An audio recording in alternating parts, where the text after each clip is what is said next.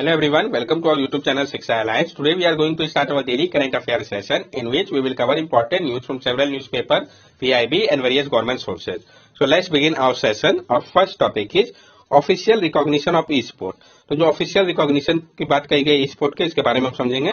President of India in the exercise of the power conferred by clause 3 of article 77 of the constitution amended the rule governing e-sport and asked the Ministry of Electronic and Information Technology and the Sports Ministry to include e-sports as a part of multi-sports event। जो president है भारत के, उन्होंने use किया है जो उनका power जो कि उनको दिया गया है क्लॉज 3 के अंतर्गत आर्टिकल 77 के अंतर्गत कॉन्स्टिट्यूशन के, और अमेंड किया है जो रूल जो कि गवर्न करता है ई स्पोर्ट को, और कहा है ministry of electronic and information technology और स्पोर्ट्स मिनिस्ट्री से कोई इंक्लूड करे ई स्पोर्ट्स को कि एक पार्ट है मल्टी स्पोर्ट्स इवेंट का। आईटी मिनिस्ट्री जो है मीटी का वो नोडल एजेंसी है ऑनलाइन गेमिंग रिलेटेड मैटर के लिए। Sports ministry will be responsible for including e sports in the curriculum, और जो स्पोर्ट्स मिनिस्ट्री है वो रिस्पॉन्सिबल होंगे इंक्लूड करने के लिए ई स्पोर्ट को करिकुलम पे। What is E sport? E sport है क्या? ई स्पोर्ट जो है आपका वो ऑनलाइन गेमिंग स्पेक्टेटर स्पोर्ट है। ये कॉपी करता है जो एक्सपीरियंस है जिसमें हम वॉच करते हैं एक प्रोफेशनल स्पोर्टिंग इवेंट को, एक्सेप्ट इसमें जो है वॉचिंग जो होता है वो फिजिकल इवेंट का नहीं होता है। स्पेक्टेटर वॉच करते हैं वीडियो गेम को, कंप्लीट करते हैं एक दूसरे के खिलाफ। Article 77 conduct of business of government of India, जो आर्टिकल 77 जिसका उपयोग किया गया था, इसमें conduct of business of government of India से डील किया जाता है। इसका जो क्लॉज है उसको हम समझते हैं। Clause 1, all executive action will be taken in the name of president, यानी जो सारा एग्जीक्यूटिव एक्शन लिया जाएगा वो प्रेसिडेंट के नेम पे। क्लॉज 2 क्या कहता है? Authentication of order and other instrument made and executed in the name of president shall be done by the rule of the made president।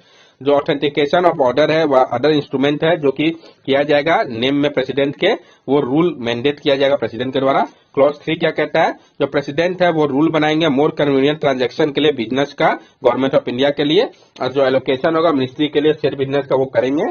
Next topic है हमारा national mobile monitoring system NMMS। हम जानेंगे national mobile monitoring system के बारे में।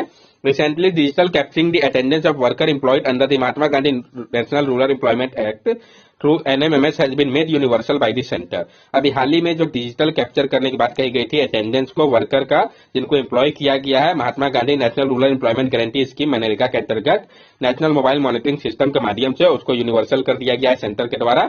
Any work site having 20 और more worker under MNREGA are to compulsorily mark the attendance through NMMS। कोई भी वर्क साइट जहां पे 20 व उससे अगर अधिक वर्कर होंगे मनरेगा के अंतर्गत तो उनको कंपल्सरी कर दिया गया कि वो कंपल्सरी मार्क करेंगे जो अटेंडेंस है नेशनल मोबाइल मॉनिटरिंग सिस्टम के माध्यम से उनका। नेशनल मोबाइल मॉनिटरिंग सिस्टम है क्या, हम इसको भी समझते हैं। जो आपका NMMS ऐप है इसको लॉन्च किया गया था मिनिस्ट्री ऑफ रूरल डेवलपमेंट के द्वारा मई 21, 2021 में। इस ऐप का मकसद है और ज्यादा ट्रांसपेरेंसी लाना और इंश्योर करना है कि प्रॉपर मॉनिटर हो सके स्कीम का। It permit taking real time attendance of worker at Mahatma Gandhi NREGA worksite along with a geo tag photograph, और ये अलाउ करता है कि real time attendance of workers का महात्मा गांधी नरेगा वर्कसाइट में साथ साथ जियो टैग और फोटोग्राफ का। The app help in increasing citizen oversight of the programme, और ये जो ऐप है ये मदद कर रहा है इंक्रीज करने में सिटीजन ओवरसाइट को प्रोग्राम के लिए। ये जो ऐप है ये आपका एप्लीकेबल है महात्मा गांधी नरेगा वर्कर के लिए, सारे स्टेट और यूनियन टेरिटरी के लिए।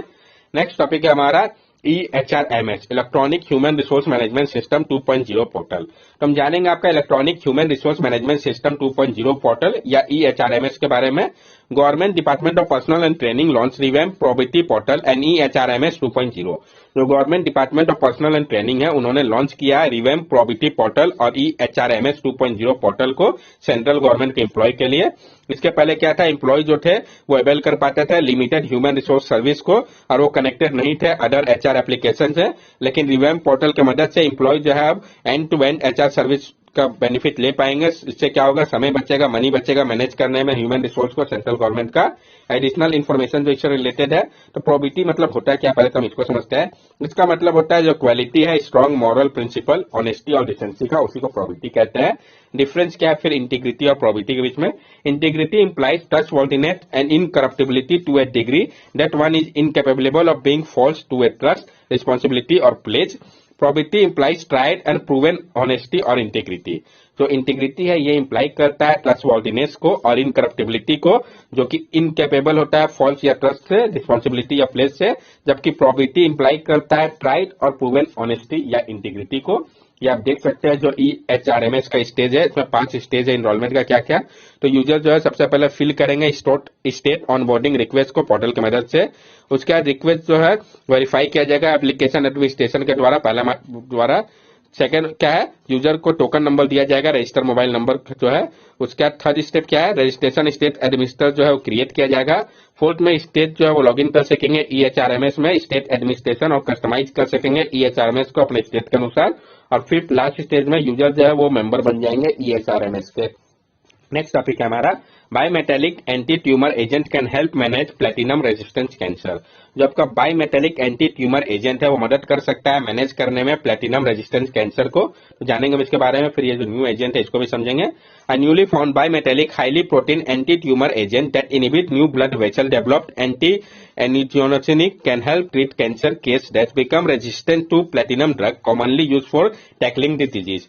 जो एक newly found bimetallic highly potent anti tumour agent है जो कि इनहिबिट कर रहा है न्यू ब्लड वेसल डेवलपमेंट को, एंटी एनिजोनिक, ये मदद कर सकता है ट्रीट करने में कैंसर को जो कि रेजिस्टेंस हो गया है प्लेटिनम ड्रग्स से कॉमनली यूज, जो कि मदद करता था टैकल करने में डिजीज को।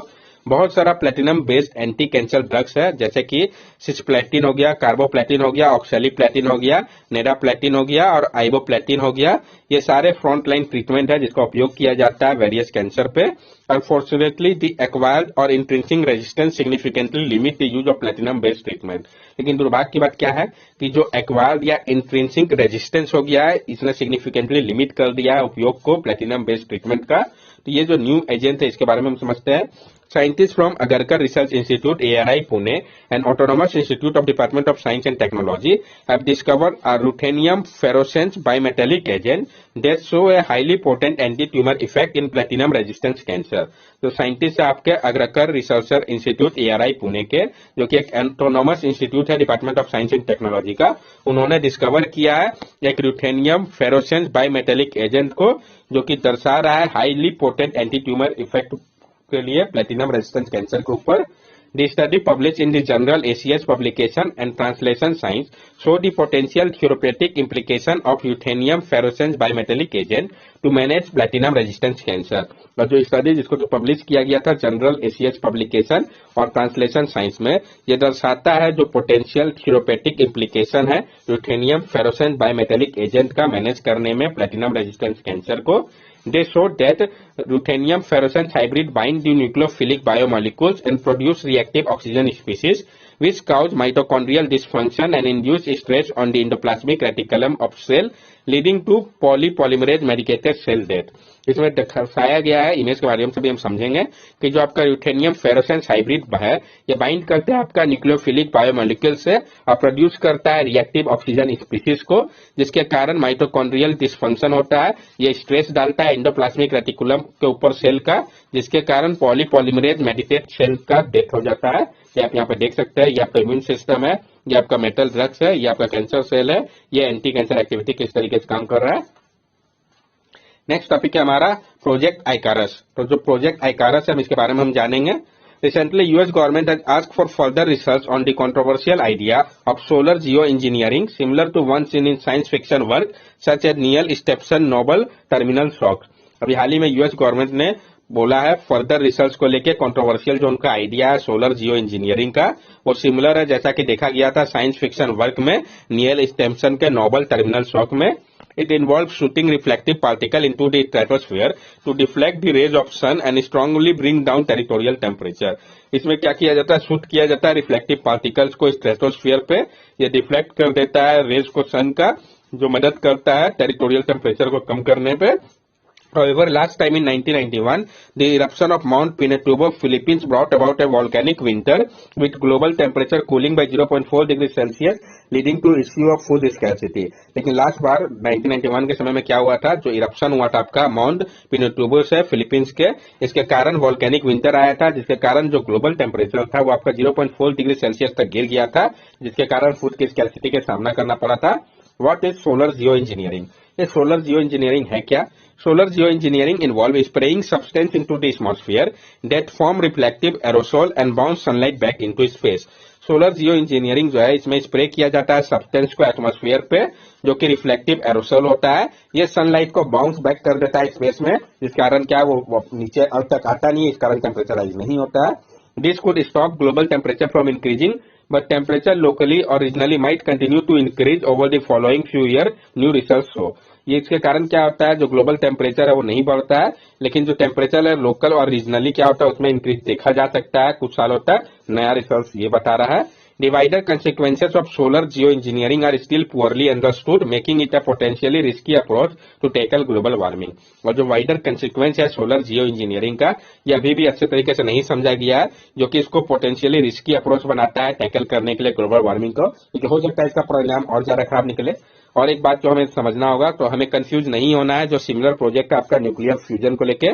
जो प्रोजेक्ट आइकारस है ये आपका थियोरेटिकल इंजीनियरिंग डिजाइन स्टडी है, इसका मकसद है डिजाइन करना एक credible mainly nuclear fusion based unmanned Interstellar space prop को। ये आप देख सकते हैं जो बताया गया था प्रोजेक्ट में वो कैसे काम करता है। तो ये स्पेस बेस्ड मेथड हो गया, ये इंक्रीज किया जाएगा अमाउंट जो आपका स्ट्रेटोस्फीयर एरोसोल का, यहाँ पे सरफेस एल्बेडो इनहेंसमेंट मदद करेगा, और ये इंक्रीज करेगा रिफ्लेक्टिविटी को मैराइन क्लाउड का, जिसके कारण क्या होगा वो कम आएगा तो टेम्परेचर कम रेज होगा। नेक्स्ट टॉपिक है हमारा वेब कोर्स। तो हम जानेंगे वेब कोर्स के बारे में। पीआईबी का न्यूज काफी इंपॉर्टेंट हो जाता है। Water and power consultancy service India limited, a government of India enterprise under ministry of जल शक्ति, has been ranked as a top consulting firm in water and other infrastructure sector by Asian Development Bank। तो ये important हो जाता है कि जो आपका water and power consultancy service India limited है, जो कि आपका गवर्नमेंट ऑफ इंडिया इंटरप्राइज है, मिनिस्ट्री ऑफ जल शक्ति के अंतर्गत आता है वेब कोर्स, वो रैंक कर रहा है टॉप कंसल्टिंग फर्म के तौर पे वाटर और अदर इंफ्रास्ट्रक्चर सेक्टर के लिए एशियन डेवलपमेंट बैंक के द्वारा। वेबकोर्स launch in 1969 has been given mini ratna कंपनी। जो वेबकोर्स है जिसको लॉन्च किया गया था 1969 में, उसको मिनी रत्न कंपनी का स्टेटस दिया गया है। वेबकोर्स is a leading technology driven consultancy and engineering, procurement and construction organization in the field of water resource, power and infrastructure development। और जो आपका वेबकोर्स है ये आपका एक leading technology driven consultancy, engineering, procurement and construction organisation है water resource के field पे पावर इंफ्रास्ट्रक्चर डेवलपमेंट के लिए। Apart from India, the company has successfully completed ongoing consultancy assignment in more than 51 countries covering Asia, Africa, CIS, Pacific Island and South America। और India के अलावा ये जो company है इसने सक्सेसफुली कंप्लीट किया है ऑनगोइंग कंसल्टेंसी असाइनमेंट चल रहा है बहुत सारे 51 कंट्रीज में, जो कि कवर करता है Asia, Africa, CIS, Pacific island और साउथ अमेरिका को। That's all for daily current affair session. अगर आपको हमारी वीडियो अच्छी लगी हो तो हमारे चैनल सब्सक्राइब करें, हमारे वीडियो को लाइक करें, ज्यादा से ज्यादा शेयर करें। These are our social media link. From here also you can stay connected with us and give us your valuable feedback. Thank you and have a nice day.